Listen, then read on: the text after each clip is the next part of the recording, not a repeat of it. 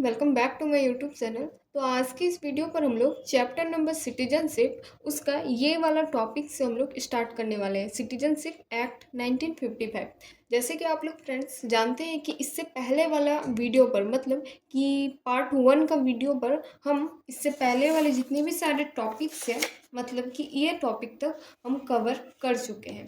आज का ये वीडियो पार्ट 2 है और पार्ट 2 का वीडियो में हम लोग ये वाला टॉपिक से स्टार्ट करेंगे। जितने भी सारे इससे पहले वाले टॉपिक्स है वो हम पार्ट 1 में पढ़ा चुके हैं। अगर आप लोग नहीं देखे हैं तो प्लीज़ जाकर सबसे पहले पार्ट 1 का वीडियो देख लीजिएगा, देन उसके बाद ये वीडियो को देखिएगा ताकि आप लोगों को एकदम अच्छे से क्रिस्टल क्लियर हो जाए। और अगर वीडियो अच्छा लगे तो लाइक एंड सब्सक्राइब करना ना भूलें। तो चलिए फटाफट से जो हम लोगों का चैप्टर है उसको स्टार्ट करते हैं। उसका जो टॉपिक है, टॉपिक का नाम सिटीजनशिप एक्ट 1955। ठीक है, ये टॉपिक में जो भी सारी चीज़ें बता रहा है ये जान लीजिए सबसे पहले कि ये सिटीजनशिप के बारे में ही आप लोगों को बताएगा कि सिटीजनशिप को पाया कैसे जाता है और सिटीजनशिप को खोया कैसे जाता है। कि अगर आप लोग चाहते हैं कि हम लोग इंडिया का सिटीजनशिप लें तो फिर इंडिया का सिटीजनशिप मिलेगा कैसे, और अगर आप लोग ये चाहते हैं कि नहीं हम लोगों को इंडिया का सिटीजनशिप छोड़ना है तो इंडिया का सिटीजनशिप छोड़ना कैसे है। दोनों बातें ये टॉपिक में हम लोगों को समझ में आएगा, ये वीडियो पर समझ में आएगा। ठीक है, तो चलिए हम लोग पढ़ते हैं।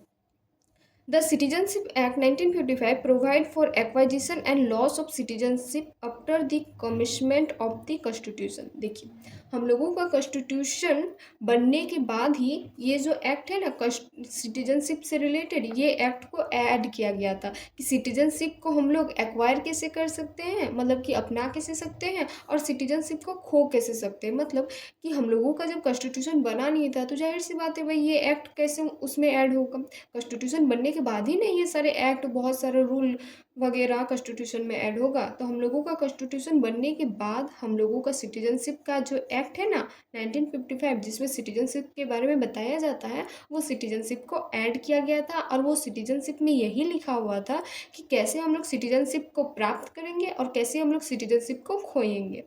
उसके बाद है originally the citizenship act 1955 also provided for the Commonwealth citizenship. सबसे पहले आप लोग ये दो वर्ड का मीनिंग समझ लीजिए। कॉमनवेल्थ सिटीजनशिप का मतलब होता है ना कि पहले के टाइम में, बहुत साल पहले के टाइम में जो ब्रिटिश एम्पायर थे, जो जो कंट्री में राज किए हैं वही सारे कंट्री को कॉमनवेल्थ सिटीजनशिप कहा जाता है। हम लोग बोलते हैं ना कि इंडिया में ब्रिटिश एम्पायर आया था, ब्रिटिश रूल करने के लिए आया था, तो हम लोगों को इंडिया में कॉमनवेल्थ सिटीजनशिप दिया जाता है। तो वही चीज़ यहाँ पर बताया गया था कि जो सिटीजनशिप एक्ट है ना वो कॉमनवेल्थ सिटीजनशिप भी देता है, लेकिन कौन सा कंट्री देता है जिसमें ब्रिटिश एम्पायर रूल किया था। सिर्फ इंडिया में ही नहीं, बहुत सारे अलग अलग कंट्री में ब्रिटिश एम्पायर रूल किए थे, तो वो स्टेट में भी कॉमनवेल्थ सिटीजनशिप दिया जाता है। But this provision was repelled by the citizenship amendment act 2003। और ये जो कॉमनवेल्थ सिटीजनशिप है ना इसको अमेंड कर दिया गया था। अमेंडमेंट मतलब चेंजेस करना, क्या करना, चेंजेस करना, चेंज कर दिया गया। तो कौन सा एक्ट के दौरान, 2003 का एक्ट के दौरान। ठीक है, अब हम लोग आते हैं एक्वाइजिशन ऑफ सिटीजनशिप, मतलब कि हम लोग इंडिया का सिटीजनशिप को कैसे एक्वायर करेंगे, कैसे प्राप्त करेंगे। अगर कोई चाहता है कि हमको इंडिया का सिटीजनशिप चाहिए तो वो कैसे इंडिया का सिटीजनशिप को ले सकता है। ठीक है, तो चलिए हम लोग ये टॉपिक की ओर बढ़ते हैं बहुत ही अच्छे तरीके से। अगर वीडियो अच्छा लगे तो लाइक एंड सब्सक्राइब करना ना भूलें। तो हम लोग ये टॉपिक को पढ़ते हैं। The citizenship act of 1955 prescribe 5 way of acquiring citizenship. हम लोगों का जो एक्ट है ना सिटीजनशिप एक्ट 1955, ये एक्ट हम लोगों को 5 गो रूल बताता है, मतलब कि 5 गो टाइप बताता है कि हम लोग कैसे सिटीजनशिप को प्राप्त कर सकते हैं इंडिया में। कैसे कैसे कर सकते हैं, एगो बर्थ के द्वारा कर सकते हैं, एगो डिसेंट के द्वारा कर सकते हैं, एगो रजिस्ट्रेशन के द्वारा कर सकते हैं, एगो नेचुरलाइजेशन के द्वारा कर सकते हैं, और एगो इनकॉर्पोरेशन ऑफ टेरिटरी से हम लोग कर सकते हैं। देखिए बच्चे एकदम अच्छे तरीके से समझिए, क्रिस्टल क्लियर करिए। आप लोग ये एकदम शंका मत कीजिए कि यहाँ पर हम खाली पढ़ दे रहे हैं और पार हो जाएंगे। एक एक पूरा टॉपिक है एक एक वर्ड का, कि बर्थ अगर बोल रहा है कि बर्थ में करके हम लोग सिटीजनशिप प्राप्त कर सकते हैं तो कैसे हम लोग करेंगे, उसका पूरा यहाँ पर महाभारत दिया हुआ है जो कि हम आप लोगों को समझाएंगे, चिंता मत कीजिए। ठीक है, तो यहाँ पर सिर्फ हम बता रहे हैं टॉपिक की बर्थ की वजह से कर सकते हैं, डिसेंट की वजह से कर सकते हैं, तो आगे हम लोग इसका इन डिटेल तरीके से समझेंगे कि कैसे किया जाता है और नहीं किया जाता है। तो सबसे पहले हम लोग देखते हैं बर्थ की वजह से कि बाय बर्थ से हम लोग कैसे सिटीजनशिप को प्राप्त कर पाएंगे। आगे हम लोग ये वर्ड का मीनिंग को समझते हैं, ठीक है, कि बाय बर्थ का मतलब क्या होता है, कैसे सिटीजनशिप को हम लोग प्राप्त कर सकते हैं। अगर कोई बच्चा, ध्यान से समझिएगा, कि अगर कोई बच्चा हम लोगों के इंडिया में जन्म लेता है, इंडिया में ही पला बढ़ा, फिर बड़ा हुआ और वहीं पर ही रहता है, काम करता है, अपना घर परिवार चलाता है, एक छोटे से वो जन्म भी लिया, वहाँ पर बड़ा भी हुआ, तो उसको इंडिया का सिटीजनशिप ऑटोमेटिकली मिल जाएगा। आ गया बात समझ में। बाय बर्थ का मतलब कि जिस ज़मीन पर वो जन्म लिया, जैसे कि अगर इंडिया में ही अगर कोई बच्चा जन्म लिया है तो उसको इंडिया का सिटीजनशिप मिल जाएगा, वहाँ पर ही पला बढ़ा, बड़ा हुआ, फिर काम कर रहा है, तो उसको हम लोग बाय बर्थ सिटीजनशिप बोलते हैं। अब इसके बारे में पूरा हम लोग महाभारत पढ़ेंगे, अच्छे से समझिएगा। A person born in India or on after January 26 1950 but before July 1 1987 is a citizen of India by birth irrespective of the nationality of his her parent. देखिए, अगर कोई बच्चा 26 जनवरी 1950 के बाद अगर जन्म लिया है या फिर 1 जुलाई 1987 से पहले जन्म लिया है तो वो इंडिया का सिटीजन कहलाने के लायक है। अब ये आप लोग ये बोलिएगा कि क्या 1 जुलाई 1987 के बाद अगर कोई भी जन्म लिया तो वो इंडिया का सिटीजन नहीं कहला सकता? कहला सकता है, लेकिन उसके पेरेंट्स इंडिया के सिटीजन होने चाहिए, तभी वो इंडिया का सिटीजन कहलाएगा।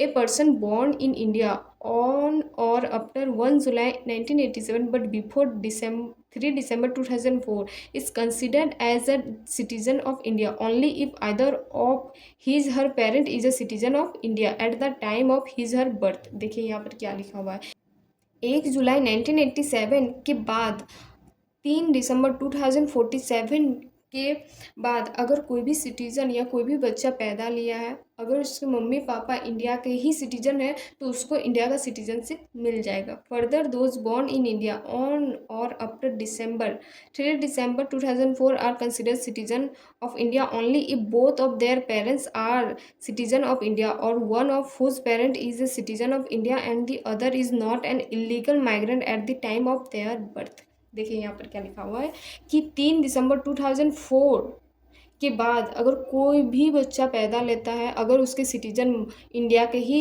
रहने वाले हैं, इंडिया में ही पले बड़े हैं, जन्म लिए हैं उसके पेरेंट्स, तो उसको इंडिया की सिटीजनशिप मिल जाएगा। लेकिन अगर उनके पेरेंट अगर इलीगली, माइग्रेंट का मतलब होता है एक जगह से दूसरे जगह, अगर वो बच्चा का पेरेंट बाय चांस किसी दूसरे देश से भाग के आया, माइग्रेंट मतलब कि एक जगह से दूसरे जगह चले जाना, भाग कर आया इलीगली, तो उसको सिटीजनशिप नहीं दिया जाएगा। अगर ऐसे ही अपने मन से आया, पूरा जो भी रूल रेगुलेशन को फॉलो करके आया, तो उसको सिटीजनशिप मिल जाएगा।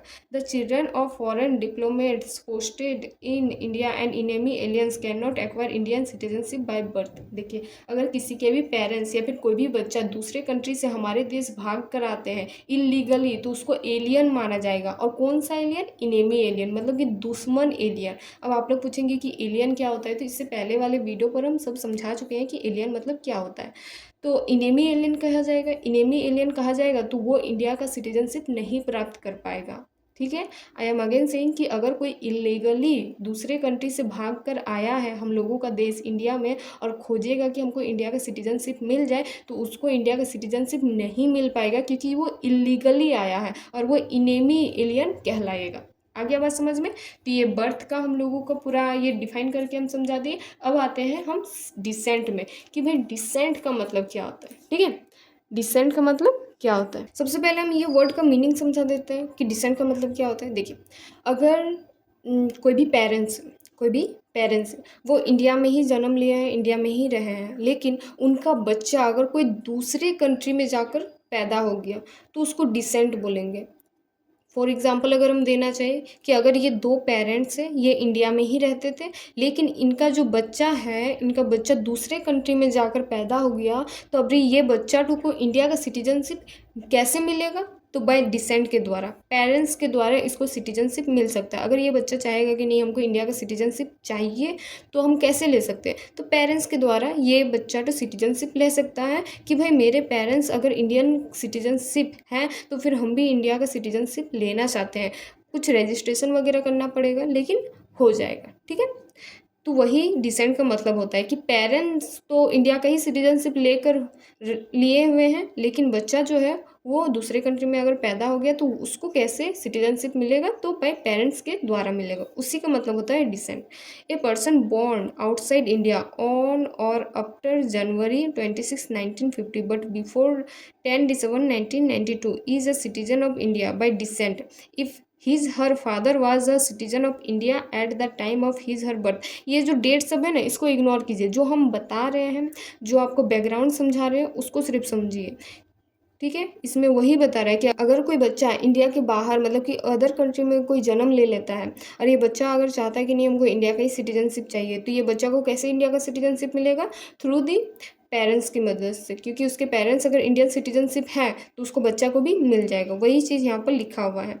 ए पर्सन बोर्न आउटसाइड इंडिया और after December 10 1992 is considered as a citizen of India if either of his her parent is a citizen of India at the time of his her birth. देखिए यहाँ पर भी वही चीज़ें लिखी हुई है। अगर कोई बच्चा अगर इंडिया के बाहर मतलब कि अदर कंट्री में पैदा हो जाता है 10 दिसंबर 1992 के बाद, और वो उस बच्चे का जो माता पिता है, वो माता पिता अगर इंडियन सिटीजनशिप प्राप्त किए हुए इंडिया का ही सिटीजन है, तो वो बच्चा को भी सिटीजनशिप मिल जाएगा। कैसे मिलेगा? Through the mummy and papa his her birth के टाइम पर। From December 3 2004 onward a person born outside India shall not be a citizen of India by descent unless his her birth is registered at the Indian consulate within 1 year of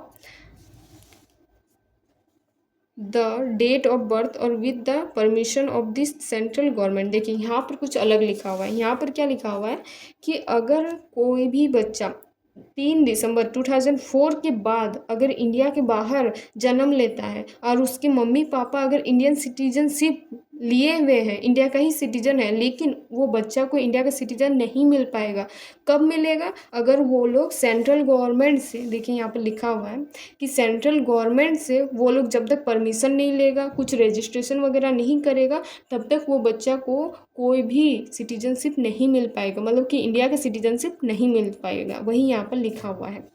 after the expiry of the said period, after the expiry of said period मतलब कि एक according to time से ही होना चाहिए, मतलब कि unlimited time नहीं रहता है कि आप जब मन तब इंडिया का सिटीजनशिप ले लो। अगर आप इंडिया का सिटीजनशिप चाहते हो तो एक लिमिटेड आपको टाइम दिया जाएगा कि भाई इस टाइम पीरियड से आप इंडिया का सिटीजनशिप ले सकते हैं, लेकिन वो टाइम पीरियड अगर ख़त्म हो गया, एक्सपायर हो गया, तो फिर आप नहीं ले सकते हो इंडिया का citizenship. An application for registration of the birth of a minor child to an Indian consult shall be accompanied by an undertaking in writing from the parents of such minor child that he or she does not hold the passport of another country। अगर आप लोग कोई भी India का citizenship लेते हो जैसे कि बाय द डिसेंट फॉर्म से, तो आप लोग कोई भी अदर कंट्री का पासपोर्ट वगैरह बच्चा का नहीं रख पाओगे। अभी जो कंट्री में बच्चा पैदा लिया है तो वो बच्चा का पासपोर्ट वही कंट्री का ही रहेगा। अगर आप लोग इंडिया का सिटीजनशिप अपने बच्चों लोगों को दिला देते हो तो फिर इंडिया का ही पासपोर्ट वगैरह रहेगा, अदरवाइज अनदर कंट्री का नहीं रहेगा। Further a minor who is a citizen of India by virtue of descent and is also a citizen of any other country shall cease to be a citizen of India if he or she does not renounce the citizen or nationality of another country within 6 months of his her attaining full age। देखिए यहाँ पर क्या लिखा हुआ है कि अगर आप लोग कोई भी अदर कंट्री का सिटीजनशिप ले चुके हो, जोन सा आप लोग कंट्री में जन्म लिए हो, वो बच्चा उस कंट्री का सिटीजनशिप ले चुका है, तो वो इंडिया का सिटीजनशिप तभी ले पाएगा जब वो दूसरे कंट्री का सिटीजनशिप को छोड़ेगा। अगर वो कंट्री का सिटीजनशिप को नहीं छोड़ेगा ना, तो फिर इंडिया का सिटीजनशिप नहीं ले पाओगे। और आप लोगों को टाइम कितना मिलता है? 6th मंथ का टाइम मिलता है। 6th मंथ के अंदर अंदर आप लोगों को सिटीजनशिप लेना पड़ेगा, अदरवाइज आप लोगों को नहीं मिलेगा सिटीजनशिप। आ रहा है बात समझ में? अब हम लोग आते हैं रजिस्ट्रेशन में। 2 पॉइंट हम बता चुके हैं, एक बर्थ का और एक डिसेंट का। अब हम लोग रजिस्ट्रेशन में आते हैं कि रजिस्ट्रेशन में क्या अभी तमाशा है, रजिस्ट्रेशन में कैसे हम लोग सिटीजनशिप ले सकते हैं, ठीक है। The central government may register as a citizen of India any person not being an illegal migrant if he or she belong to any of the following categories namely। Registration का मतलब ये होता है ना कि अगर कोई भी अदर पर्सन किसी और कंट्री में रहता है और अगर वो इंडिया का सिटीजनशिप पाना चाहता है तो वो रजिस्ट्रेशन के द्वारा सिटीजनशिप ले सकता है, चाहे उसके मम्मी पापा इंडिया से बिलोंग करते थे नहीं थे, सिटीजन थे नहीं थे, उसके ग्रैंड मदर सिटीजन थे नहीं थे, लेकिन वो सेंट्रल गवर्नमेंट के द्वारा कुछ रजिस्ट्रेशन करके कुछ क्राइटेरिया को फुलफ़िल करके वो इंडिया का सिटीजन बन सकता है। कौन सा क्राइटेरिया को फुलफ़िल करना पड़ेगा तो वो यहाँ पर दिया हुआ है। यहाँ पर आप लोग जितना पॉइंट देख रहे हो उतना क्राइटेरिया को फुलफ़िल करना पड़ेगा, तभी आप लोग इंडिया का सिटीजन बन सकते हो अगर कोई फॉरेनर है तो चलिए हम लोग सबसे पहले क्राइटेरिया को देखते हैं कि क्राइटेरिया इसमें क्या क्या है। A person of Indian origin who is ordinarily resident in India for 7 year before making an application for registration. देखिए, ए पर्सन ऑफ इंडिया का मतलब समझ लीजिए, ए पर्सन ऑफ इंडियन ओरिजिन का मतलब सबसे पहले समझ लीजिए कि ये सेंटेंस का मतलब होता है कि कोई भी बच्चा अगर अदर कंट्री में पैदा लिया है, जन्म लिया है, लेकिन उसके पेरेंट्स या फिर ग्रैंड पेरेंट्स अगर इंडिया के सिटीजनशिप प्राप्त किए हुए हैं, इंडिया में रहते हैं, तो उसको पर्सन ऑफ इंडियन ओरिजिन बोला जाता है। तो इस पॉइंट में क्या बता रहा है कि अगर आपके पेरेंट्स इंडिया में ही रहते थे, इंडिया का सिटीजनशिप लिए हुए हैं, तो आप अगर 7 ईयर्स से इंडिया में रह रहे हो तो थ्रू दी रजिस्ट्रेशन या फिर एप्लीकेशन सेंट्रल गवर्नमेंट के द्वारा आप लोग इंडिया का सिटीजनशिप प्राप्त कर सकते हो। आया बात समझ में। अब हम लोग आते हैं सेकंड पॉइंट की ओर, जो कि है a person of Indian origin who is ordinarily resident in any country और प्लेस आउटसाइड अनडिवाइडेड इंडिया। देखिए यहाँ पर क्या बोल रहा है, a person of Indian origin का मतलब माइंड में सेट कर लीजिए कि वही होता है कि आपका पेरेंट्स या फिर ग्रैंड पेरेंट्स इंडिया का सिटीजनशिप प्राप्त किया हुआ होता है। इसमें बोल रहा है कि इंडिया डिवाइड होने से पहले, इंडिया डिवाइड अनडिवाइड का मतलब इंडिया डिवाइड होने से पहले जब पाकिस्तान बांग्लादेश ये लोग जब शामिल थे ना इंडिया में, तब का बात यहाँ पर बोल रहे हैं कि अगर कोई इंसान दूसरा कंट्री में रहता था लेकिन अगर वो इंडिया में आ गया, रेसिडेंट का मतलब बहुत सारे लोग आ जाते हैं इंडिया में, तो वो लोगों को इंडिया का सिटीजनशिप मिल सकता है, लेकिन थ्रू द रजिस्ट्रेशन या फिर एप्लीकेशन फॉर्म के द्वारा सेंट्रल गवर्नमेंट से आप लोगों को कंसल्ट करना पड़ेगा। A person who is married to a citizen of India and is ordinarily resident in India for 7 year before making an application for registration.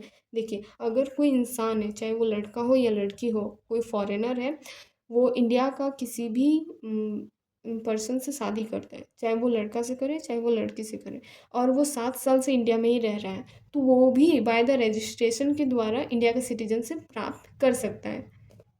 ठीक है, उसके बाद है डी नंबर में minor children of person who are citizen of India.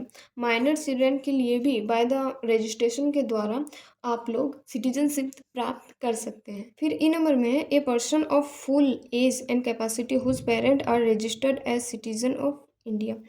जिसके parents अगर India का ही सिटीजन रह चुका है, तो एकदम पूरा साल उनका जितना भी साल कटा है वो इंडिया में ही वो जी के बिताए हैं, वो इंडिया का ही सिटीजन रह चुके हैं, तो उन लोगों का भी जो बच्चा है, जो आने वाला जनरेशन है, वो लोग भी बाय द रजिस्ट्रेशन वो लोग भी सिटीजन बन सकते हैं।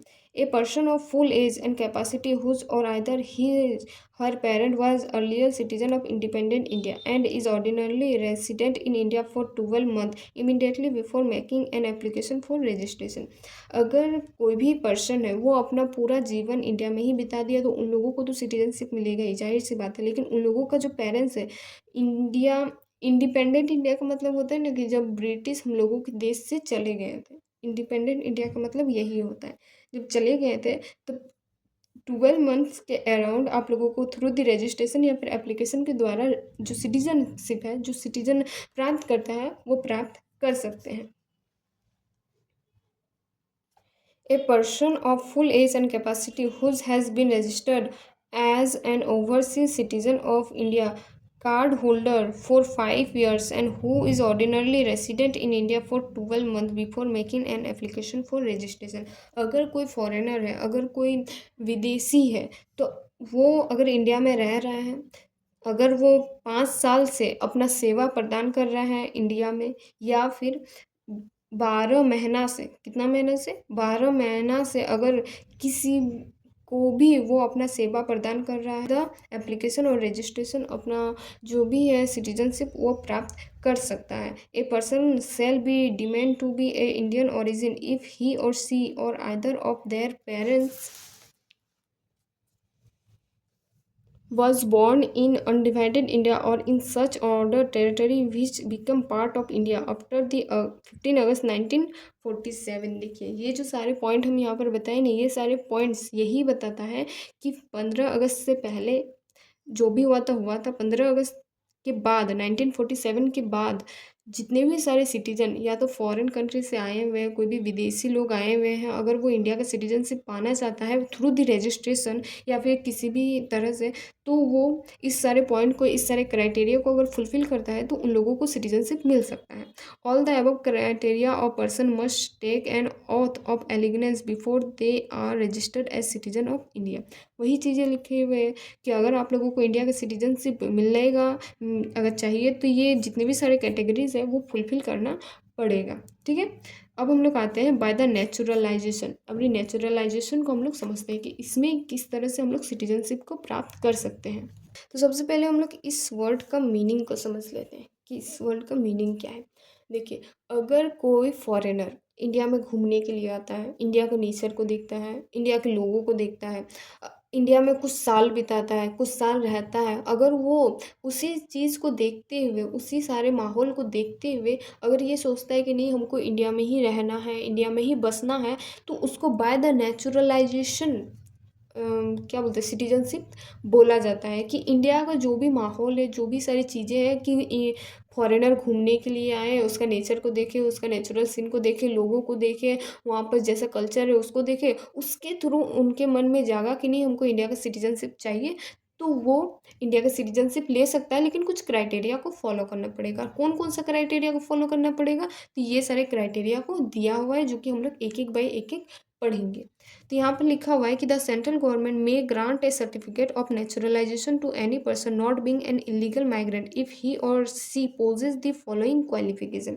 अगर आप लोगों को बाय नेचुरलाइजेशन सिटीजनशिप पाना है तो आप लोगों को कुछ क्राइटेरिया को फुलफिल करना पड़ेगा। क्राइटेरिया को देखना पड़ेगा कि किसके द्वारा हम लोग सिटीजनशिप प्राप्त कर सकते हैं। कोई इलीगल माइग्रेंट नहीं होना चाहिए कि कोई भी अदर देश से कुछ कांड करके इंडिया में भाग गए, तो वैसा लोगों को सिटीजनशिप नहीं मिलता है, ये आप लोग जान लीजिए। इलीगल माइग्रेंट नहीं होना चाहिए, वो लोग अपने मन से घूमने के लिए आए, चाहे इंडिया को देखने के लिए आए, और वही सारी चीज़ों को देखते देखते उन लोगों को लगा कि नहीं हम लोगों को इंडिया का सिटीजनशिप चाहिए, तो वो लोग इंडिया का सिटीजनशिप प्राप्त कर सकता है। अब कौन कौन सा चीज़ करना पड़ेगा जिससे प्राप्त कर सकते हैं, तो वो यहाँ पर लिखा हुआ है।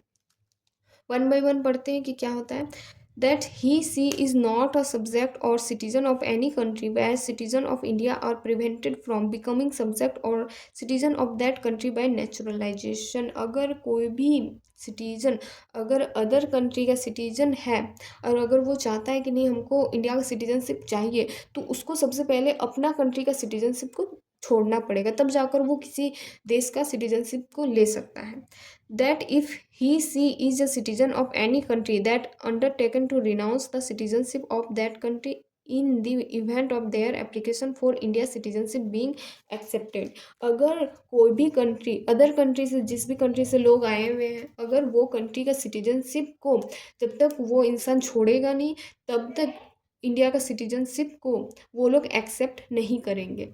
सी नंबर पे है that he she has either resided in India or been in the service of a government in India or partly the one and partly the other throughout the period of 12 month immediately preceding the date of the application. देखिए यहाँ पर क्या बोल रहे हैं कि अगर कोई फॉरेनर है, ठीक है, अगर कोई फॉरेनर है या तो वो गवर्नमेंट का सेवा में, क्या गवर्नमेंट का सेवा में या फिर हम लोगों का देश का सेवा में कितने दिनों से, तो 12 मंथ से अगर कोई फॉरेनर हम लोगों का देश का सेवा कर रहा है, या तो गवर्नमेंट का या तो फिर किसी भी चीज़ का, तो वो थ्रू दी एप्लीकेशन के द्वारा हम लोगों का सिटीजनशिप को प्राप्त कर सकता है। अब हम लोग पढ़ते हैं डी नंबर का। डी नंबर में क्या बोल रहा है।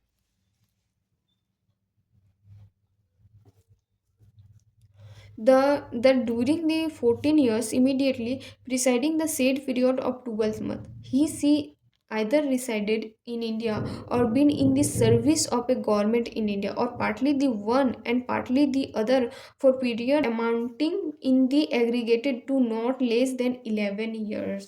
देखिए यहाँ पर जो भी बोल रहा है ना वो सी नंबर से रिलेटेड है कि अगर कोई भी इंसान अगर गवर्नमेंट का सर्विस में सेवा कर रहा है, सर्विस दे रहा है, या फिर हम लोगों के देश के लिए सेवा कर रहा है, यहाँ पर 12 मंथ से, तो यहाँ पर भी 12 मंथ से लिखा हुआ है, लेकिन यहाँ पर क्या बोल रहा है कि अगर वो 11 years से सेवा कर रहा है ना तो वो लोगों को भी सिटीजनशिप मिलेगा थ्रू द एप्लीकेशन से। However the citizenship amendment act 2019 has reduce this aggregated period of residence or service of government in India to not less than 5 year for the person belonging to Hindu, Sikh, Buddhist, Jain, फारसी और Christian community in Afghanistan, Bangladesh और पाकिस्तान। अगर कोई भी हम लोगों का constitution में एगो अमेंडमेंट हुआ है, एक्ट 2019 में हुआ है कि अगर कोई भी अफगानिस्तान से आया हुआ है, बांग्लादेश से आया हुआ है या फिर पाकिस्तान से आया हुआ है, चाहे कोई भी धर्म से बिलोंग करता हो, हिंदू हो, सिख हो, बुद्धिस्ट हो, जैन हो, फारसी हो, क्रिश्चियन हो, कोई भी हो,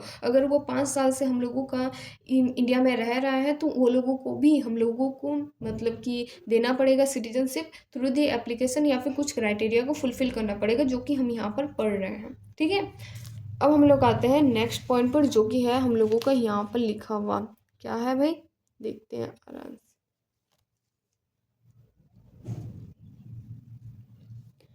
देखिए, that he she is of good character, character अच्छा होना चाहिए तब वो इंडिया का सिटीजनशिप बन सकता है। अगर कैरेक्टर ख़राब रहेगा तो फिर इंडिया का सिटीजनशिप नहीं बन सकता।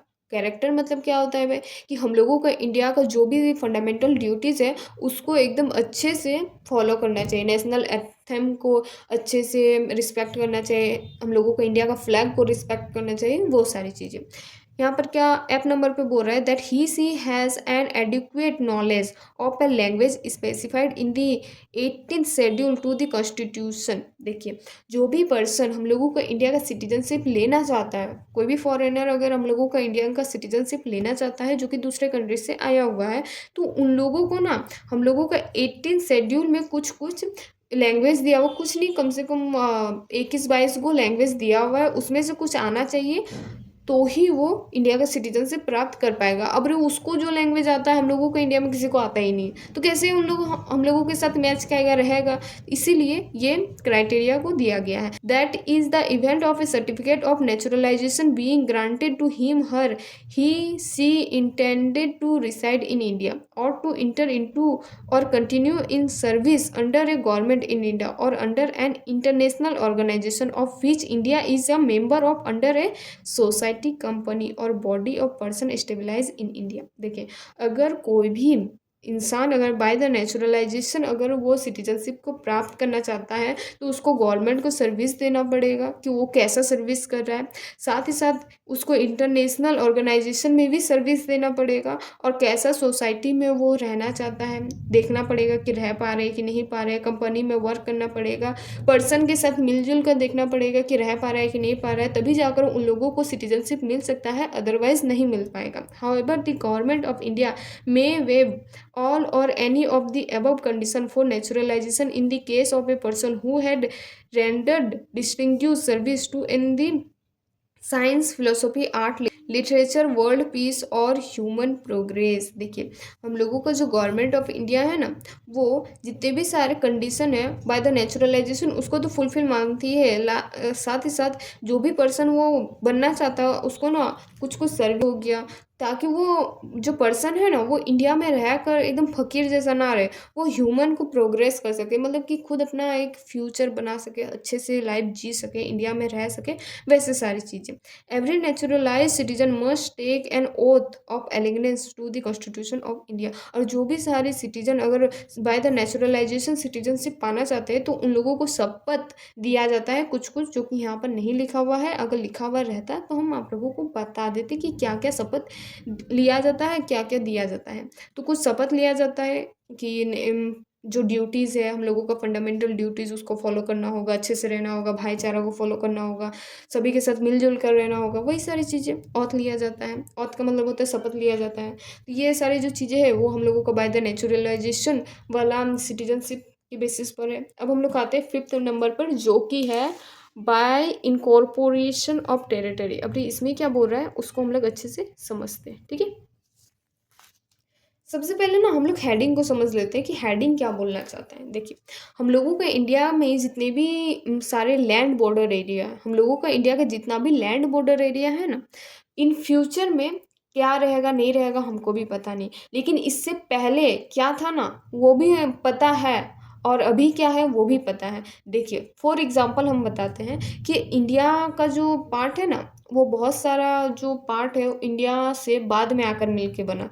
जो गोवा है, हम लोगों का स्टेट है एक गोवा, तो गोवा हम लोगों का जो स्टेट है ना, वो पहले पुर्तगाल उसमें राज करते थे। क्या करते थे? पुर्तगाल राज करते थे। जैसे ही पुर्तगाल सब गए तो गोवा इंडिया के साथ आकर मिल गया। तो गोवा के जो सिटीजन है, गोवा में जो लोग रहते थे, उसको तो पुर्तगाल का सिटीजन मिला हुआ था, लेकिन जैसे ही वो इंडिया से मिला तो उसको इंडियन सिटीजनशिप मिल गया। उसी को हम लोग इनकॉर्पोरेशन ऑफ टेरिटरी बोलते हैं। और एक बार हम समझा देते हैं कि आप लोगों को अगर ना समझ में आया हो तो, इंडिया का जो भी सारे लैंड बॉर्डर एरिया है, जितना भी लैंड बॉर्डर एरिया है, अगर इन फ्यूचर में अगर कोई भी लैंड अगर इंडिया से आकर अटैच हो जाता है, कोई भी अदर कंट्री इंडिया को कुछ लैंड एरिया दे देता है, तो उस एरिया में जितने भी सारे लोग हैं ना, उन लोगों को ऑटोमेटिक इंडिया का सिटीजनशिप मिल जाएगा। उन लोगों को कुछ भी नहीं करना पड़ेगा, ना रजिस्ट्रेशन, ना नेचुरलाइजेशन, ना ही कोई क्राइटेरिया को फुलफिल करना पड़ेगा। जैसे कि हम लोग गोवा का केस में देखें, गोवा हम लोगों का इंडिया में नहीं जुड़ा हुआ था, मतलब कि पुर्तगाल उसमें राज कर रहे थे, तो उन लोगों को पुर्तगाल का सिटीजनशिप मिला हुआ था। लेकिन जैसे ही पुर्तगाल सब गए, गोवा हम लोगों का इंडिया के साथ ज्वाइन हुआ, इंडिया के साथ रहा, तब इंडिया का सिटीजनशिप गोवा वाले लोगों को मिल गया। तो उसी को हम लोग इनकॉर्पोरेशन ऑफ टेरिटरी बोलते हैं। यहाँ पर वही चीज़ें लिखी हुई होंगी। देखिए, if any foreign territory become a part of India, अगर कोई फॉरेन टेरिटरी, गोवा पहले हम लोगों का क्या था, इंडिया का तो पार्ट नहीं था, उसको हम लोग फॉरेन टेरिटरी ही बोलेंगे। Foreign territory become a part of India, अगर वो इंडिया का पार्ट हो जाता है, the government of India specify the person who among the people of the territory shall be the citizen of India. वहाँ पर जितने भी सारे फॉरेन कंट्री कि टेरिटरी में जितने भी सारे लोग रहते थे, वो अगर इंडिया के साथ जुड़ जाते तो वो इंडिया की गवर्नमेंट ऑटोमेटिक वो लोगों को इंडिया का सिटीजनशिप दे दिया जाता है। ना कोई रजिस्ट्रेशन का दरकार पड़ता है, ना कोई नेचुरलाइजेशन का दरकार पड़ता है, ना ही कोई क्राइटेरिया का फुलफिल करने का दरकार पड़ता है। Such person become the citizen of India from the notified date. एक डेट के अनुसार उन लोगों को सिटीजनशिप मिल जाता है, मतलब कि कब वो फॉरेन टेरिटरी हम लोगों का इंडिया के साथ ज्वाइन हुआ, जिस दिन ज्वाइन होएगा उस दिन से उन लोगों को हम लोगों का जो सिटीजनशिप है मिल जाएगा। For example, when Puducherry became a part of India, the government of India issued the Citizenship Puducherry Order 1962 under the Citizenship Act 1955। देखिए, पुडुचेरी भी हम लोगों का इंडिया का पार्ट नहीं था, लेकिन जब पुडुचेरी हम लोगों का इंडिया से ज्वाइन हुआ, तब पुडुचेरी के में जितने भी सारे लोग रहते थे 1962 के टाइम में, ये हम लोगों का पुडुचेरी इंडिया के साथ ज्वाइन हुआ था। तब पुडुचेरी में 1962 के टाइम में सिटीजन एक्ट 1955 के दौरान पुडुचेरी के लोगों को, रहने वाले लोगों को ये बोला गया कि आप लोग अब इंडिया के सिटीजन हो, आप लोगों को इंडिया का सिटीजन अब दिया जाता है।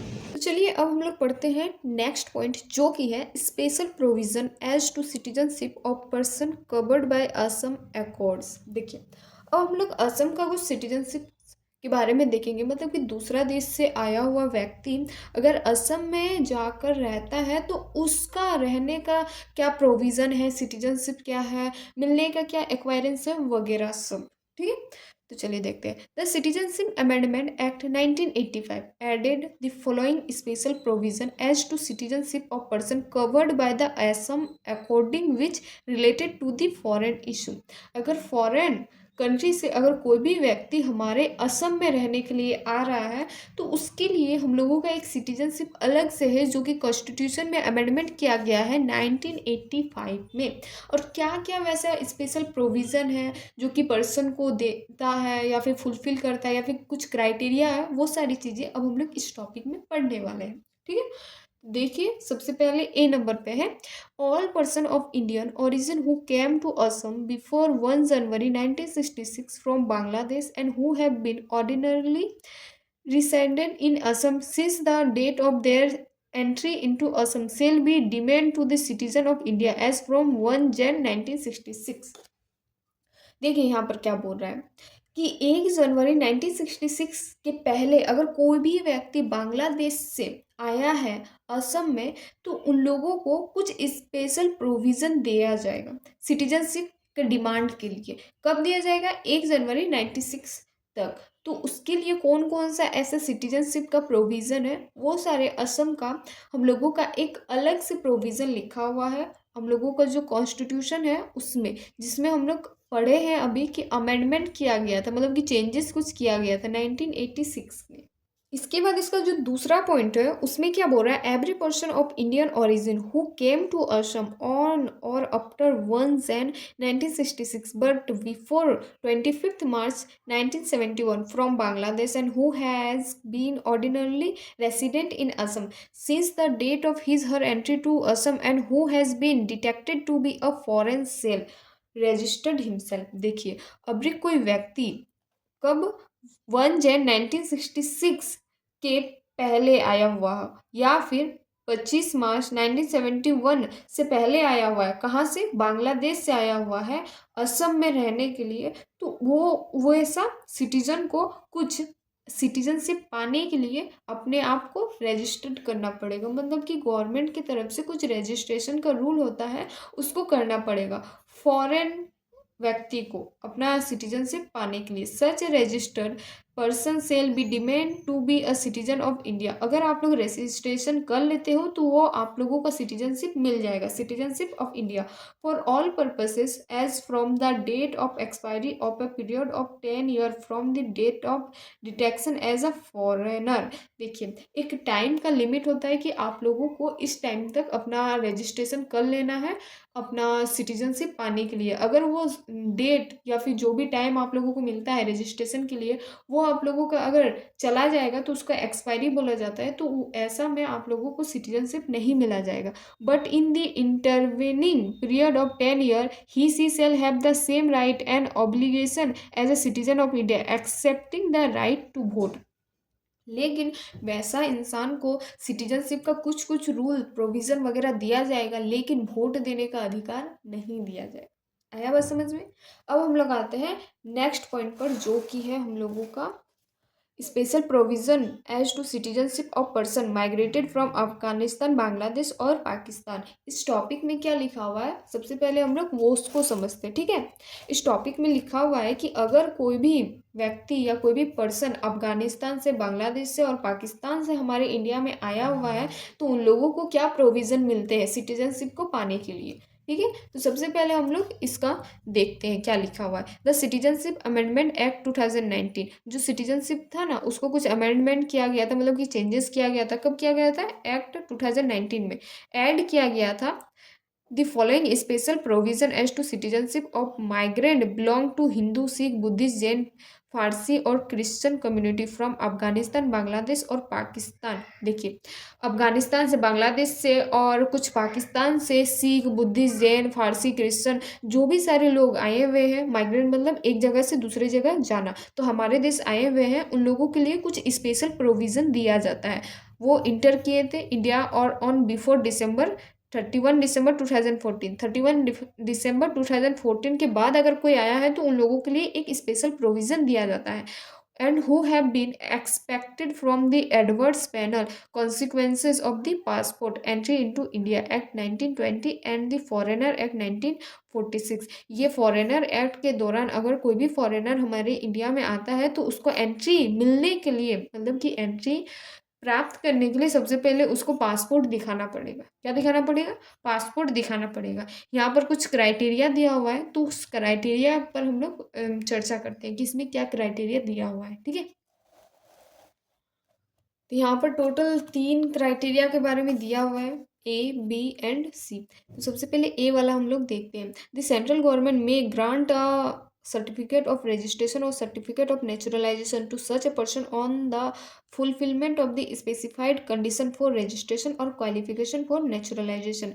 हम लोगों का जो गवर्नमेंट है ना, गवर्नमेंट कोई भी व्यक्ति का जो सिटीजनशिप पाना चाहता है इंडिया का, चाहे वो सर्टिफिकेट के द्वारा पाए, रजिस्ट्रेशन के द्वारा पाए या फिर सर्टिफिकेट ऑफ नेचुरलाइजेशन के द्वारा पाए, वैसे पर्सन को कुछ जो भी कंडीशन है हमारे सिटीजनशिप पाने के लिए उसको फुलफिल करना पड़ता है, रजिस्ट्रेशन करना पड़ता है और क्वालिफिकेशन उतना होना चाहिए, तब जाकर वो हमारे देश का सिटीजन बन सकता है। Such a person who has been granted the certificate or registration or certificate of naturalization shall be deemed to be a citizen of India from the date of his her entry into India. अगर वो ये सब qualification, ये सब जो certificate है, registration है, अगर फुलफिल कर लेता है तो वो इंडिया का सिटीजन बन सकता है। वो कोई भी डेट से आया हो, कुछ मतलब नहीं रखता, कब आया हो मतलब नहीं रखता, अगर ये क्वालिफिकेशन सब वो फुलफिल कर लेता है तो वो इंडिया का सिटीजन बनने के लायक है। ठीक है। बी नंबर में देखते हैं, any proceeding pending against such a person in respect of illegal migration or citizen shall stand abated on the conferment of citizen to him. अगर कोई इलीगली माइग्रेट किया है ना, मतलब कि दूसरा देश में अगर कोई कांड कर लिया है और हमारे देश में आया है सिटीजन पाने के लिए, तो उन लोगों को सिटीजनशिप नहीं मिलेगा इंडिया का। This special provision are not applicable to tribal area of Assam. ये जो हम लोगों का स्पेशल प्रोविजन है ना, वो ट्राइबल एरिया को नहीं मिलता है, असम में रहने वाले को। मेघालय में जो ट्राइबल एरिया है उन लोग को भी नहीं मिलता है, मिजोरम में भी जो है उन लोग को भी नहीं मिलता है, और साथ ही साथ त्रिपुरा में जो है ट्राइबल कम्युनिटी उन लोग को भी नहीं मिलता है। In the 6th schedule to the constitution and the area covered under the inner line notified under the Bengal stand frontier regulation 1873। और यही रेगुलेशन वगैरह को देखते हुए हमारे गवर्नमेंट जो है कॉन्स्टिट्यूशन में ये लिखा हुआ है कि जो बंगाल स्टैंड फ्रंटियर है ना एक्ट नोटिफाइड किया गया है before the enactment of the citizenship amendment act 2019। Citizenship amendment होने से पहले the migrant belong to Hindu, Sikh, Buddhist, Jain, फारसी और Christian community from Afghanistan, Bangladesh और पाकिस्तान। वो लोग चाहे कम्युनिटी कहीं से भी आए हुए हो, अफगानिस्तान से आए हुए हो, चाहे बांग्लादेश से आए हुए हो, चाहे पाकिस्तान से आए हुए, चाहे कोई भी धर्म के हो, हिंदू हो, सिख हो, बुद्धिस्ट हो, जैन हो, फारसी हो, उन लोगों के लिए जब भी वो एंटर करते हैं हमारे भारत में into India without valid passport and other travel document, और if the validity of their passport and other document had expired were regarded as illegal migrant and were negligible to apply for Indian citizenship under the provision of registration of naturalization of the Citizen Act 1955। देखिए यहाँ पर क्या बोल रहा है, अगर कोई भी व्यक्ति अफगानिस्तान से आया हुआ हो, बांग्लादेश से आया हुआ हो या फिर पाकिस्तान से आया हुआ, चाहे कोई भी धर्म के लोग हो, हिंदू हो, सिख हो, बुद्धिस्ट हो, जैन हो, फारसी हो या फिर क्रिश्चियन हो, कोई भी कम्युनिटी के लोग हो, अगर उन लोग हमारे देश में एंटर करते हैं तो हमारे देश में एंटर करने के लिए उन लोगों को पासपोर्ट दिखाना पड़ेगा, डॉक्यूमेंट्स दिखाना पड़ेगा कि आप लोग कहाँ से हैं, कहाँ से आए हैं, क्या आप लोग करते हैं, नहीं करते हैं, और उन लोगों का पासपोर्ट और साथ ही साथ डॉक्यूमेंट वैलिड होना चाहिए, मतलब कि प्रमाणित होना चाहिए कि ये सही वाला डॉक्यूमेंट है, राइट डॉक्यूमेंट्स है, ना कि नकली डॉक्यूमेंट्स होना चाहिए। अगर ऐसा सारा चीज़ें उन लोगों का सब कुछ क्वालिफिकेशन वगैरह ओके है तब वो इंडिया का सिटीजनशिप बनने के लायक है, सिटीजन बनने के लायक है। अगर वो लोग चाहेगा कि हम इंडिया का सिटीजन बने तो वो सिटीजनशिप प्राप्त कर सकता है। किस एक्ट के दौरान? एक्ट 1955 के दौरान। In 2015 the central government expected the said migrant from the adverse penal consequences of the passport entry into India. और कोई जितने भी सारे हमारे जो सेंट्रल गवर्नमेंट है ना, वो 2015 में जितने भी सारे माइग्रेंट पीपुल हैं उन लोगों से यही आशा रखते हैं कि अगर आप लोग इंडिया में आते हैं तो अपना सारा डॉक्यूमेंट्स, पासपोर्ट वगैरह अपने साथ लेकर आइएगा। Act 1920 and the frontier act 1946 के दौरान। Subsequently in 2016 the central government also made them eligible for long term visa to stay in India. और साथ ही साथ हम लोगों का सेंट्रल जो गवर्नमेंट है ना, वो 2016 में ये रूल भी बनाए थे कि अगर कोई व्यक्ति फॉरेनर अगर हमारे इंडिया में आता है तो अपना वीज़ा भी साथ में लेकर आइएगा अगर लॉन्ग टाइम इंडिया में रहना है तो। With the enactment of the Citizenship Amendment Act 2019, the said migrant become eligible for the Indian citizenship. This act came into force on 10 जनवरी 2020। देखिए ये इनेक्टमेंट होने के बाद हम लोगों का जो एक्ट था 2019 वाला, माइग्रेंट पीपुल्स के लिए सिटीजनशिप पाना बहुत ही ज़्यादा आसान हो जाएगा इंडियन सिटीजनशिप पाने के लिए। और साथ ही साथ कब ये लागू हुआ था? 10 जनवरी 2020 में, मतलब कि ये हाल ही फिलहाल में ये एक्ट पास हुआ है और इसका जो बेनिफिट है वो फॉरेनर्स को मिल रहा है सिटीजनशिप पाने के लिए। आ रहा है बात समझ में?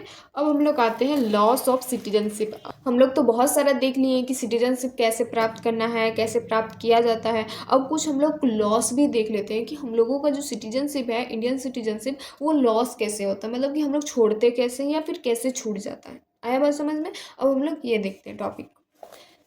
सबसे पहले हम लोग इसको देखते हैं। The citizenship act 1955 prescribe 3 way of losing citizenship whether acquiring under the act और prior to it under the constitution viz renunciation termination and deprivation. देखिए ये जो लॉस ऑफ सिटीजनशिप है ना, ये सिटीजनशिप एक्ट 1955 में दिया हुआ है, जिसमें 3 गो पार्ट बताया हुआ है, 3 गो टाइप बताया हुआ है, जिसमें हम लोगों का जो सिटीजनशिप है वो छूट जाएगा। क्या क्या बताया हुआ है? रिनुकेशन, एगो टर्मिनेशन और एक डिप्राइवेशन। 3 गो चीज़ बताया हुआ है जो कि हम लोग 1 बाय 1 अच्छी तरीके से देखेंगे। ठीक है, तो सबसे पहले हम लोग समझते हैं रिनुकेशन मतलब क्या होता है। तो सबसे पहले हम ये रिनुकेशन का वर्ड का मीनिंग समझा देते हैं कि इसका वर्ड का मीनिंग क्या होता है।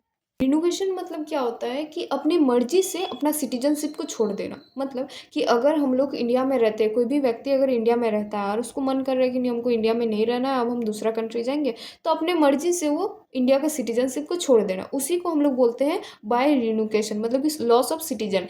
अपनी मर्जी से सिटीजनशिप को छोड़ देना, that is called renunciation. Any citizen of India of full age and capacity can make a declaration renouncing his her Indian citizenship. देखिए यहाँ पर वही लिखा हुआ है कि अपनी मर्जी से अपना सिटीजनशिप को छोड़ देना।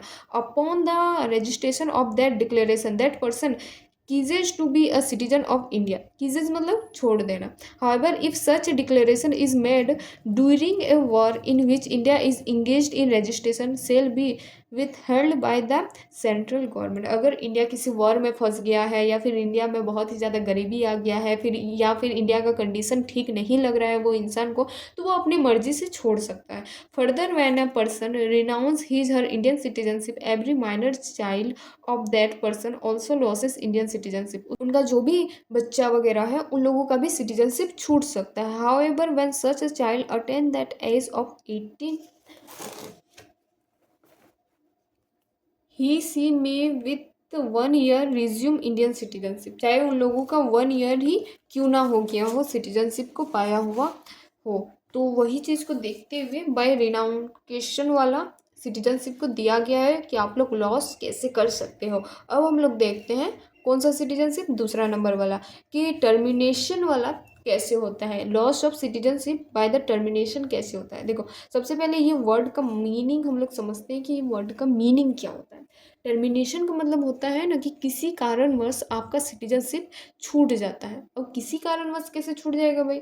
देखिए कोई भी व्यक्ति अगर इंडिया में रह रहा है, उसका मन कर रहा है कि नहीं हमको इंडिया में नहीं रहना, अब ये वो किसी और कंट्री में जाकर रहने लगा और अदर कंट्री का सिटीजनशिप ले लिया, तो जाहिर सी बात है भाई इंडिया का सिटीजनशिप छूट जाएगा। तो वही चीज़ होता है टर्मिनेशन, कि उसको इंडिया का सिटीजनशिप छोड़ा भी नहीं और दूसरा कंट्री में जाकर अपना खुद का सिटीजनशिप ले लिया, तो वो इंडिया का सिटीजनशिप ऑटोमेटिक छूट जाएगा। That is called termination. When an Indian citizen voluntarily consequently knowledgeably and without diverse undue influence or compulsion acquire the citizenship of another country।